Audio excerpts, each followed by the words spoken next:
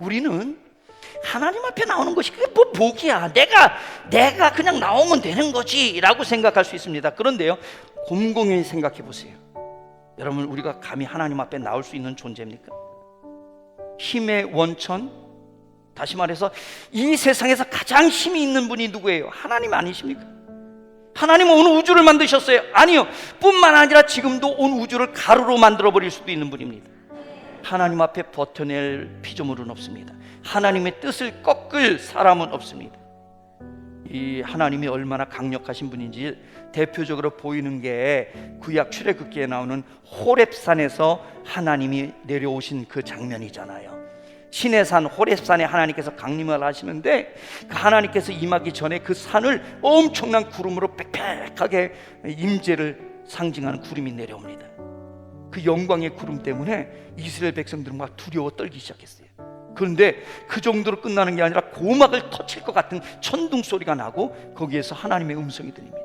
얼마나 두렵고 떨리는지 백성들이 말합니다. 모세요, 제발 하나님이 우리에게 직접 말씀하지 말고 당신에게 말하고 당신이 우리에게 전달해 주시면 됩니다. 우리 하나님의 음성을 더 이상 들었다가는 우리 큰일 나겠습니다. 우리 죽을 것 같으니 제발 직접 말씀하지 말고 모세 당신을 통해서 전달해 주십시오. 그래서 이 모세가 하나님의 음성을 들으러 호렙산으로 올라간 거 아니에요? 근데 그때 하나님께서 말씀하시는 게 산의 경계를 치고 누구든지 그 경계를 넘어오지 못하도록 하라는 거예요. 넘으면 화살이나 돌로 맞아 죽는다는 거예요. 우리는 근본적으로 하나님에게 가까이 갈 수 있는 존재가 아닙니다. 하나님과 우리에게는 넘나들 수 없는 힘의 차이가 있었어요. 비슷한 예를 들어보겠습니다. 우리 성경을 보면 에스더에 나오잖아요. 에스더라는 성경이 있잖아요. 근데 그 에스더에 보면 바사라는 나라가 있는데 페르시아입니다. 지금의 이란 지역인데 이 바사를 이제 영어식으로 하면 페르시아가 되잖아요. 이 바사 나라에 왕이 있었는데 아하수에로 왕이 있었습니다. 그리고 거기에 왕비가 누구냐? 유대 여자 에스더가 왕비가 되잖아요. 근데 이 하만이 이스라엘 유대인들을 다 죽이려고 하니까 왕비에게 부탁을 해서 모르드게가 가서 왕에게 좀 부탁해서 우리 좀 살려달라고 해라. 근데요, 그때 에스더가 하는 말이 뭐예요? 왕비인 나도 왕에게는 나갈 수가 없다는 거예요. 왕에게 가까이 할 수가 없다는 거예요. 왕이 불러서 가는 거는 되는데 왕이 부르지도 않았는데 내가 왕에게 가까이 갔다는 죽는다는 거예요. 그래서 3일 금식 기도를 부탁합니다. 그러면서 하는 말이, 왕이 다만 왕비가 왔을 때 왕의 통치를 의미하는 홀이 있잖아요. 지휘봉 같은 홀을 내밀면 그 홀을 만져서 그러면 이제 왕이 허락을 한 거니까 죽이지 않는단 말이에요. 그래서 그 홀을 내밀 수 있게 해달라고 금식 기도를 부탁한 거예요.